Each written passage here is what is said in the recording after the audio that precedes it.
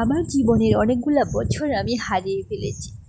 সবাই দেখে আমি অনেক সুখী, অথচ আমার মতো দুঃখী, অভাগী আর কজনে বা আছে। ক্যামেরার মধ্যে মানুষটা হলাম আমি।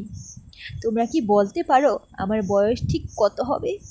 কারণ আমার প্রিয় মানুষটার চোখে আমার অনেক বয়স। আমি একজন বয়স্ক মহিলা।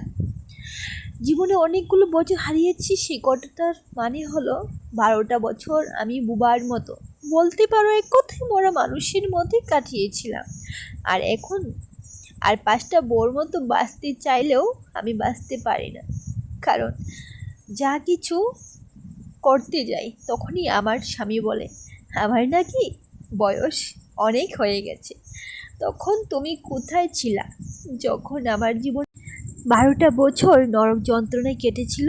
তখন তুমি কোথায় ছিলা যখন আমি একাকী অসহায়ের মতো জীবন কাটাতাম? তাহলে তুমি আমার জীবনে আসলেই কেন? আমার আগের জীবনটাই তো ভালো ছিল, বেশ ছিলাম তখন সেই জীবনে, মরার মতো বেঁচে থেকেও শ্বাস নিচ্ছিলাম। আর এখন যখন মুক্ত হলাম, মুক্ত পাখির মতো উঠতে যাই, তখন তুমি ডানাগুলো থাবা দিয়ে নিচে নামিয়ে আনো যে আমার বয়স হয়ে গেছে। আমার কি বাঁচার ইচ্ছে ছিল না?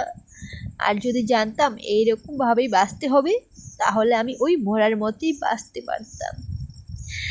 হ্যাঁ, আমার বয়স হয়ে গেছে, কিন্তু আমার ইচ্ছেগুলোর বয়স হয়নি এখনো।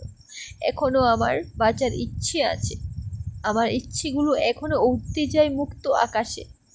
তুমি কি একটু পরিবর্তন হতে পারো না?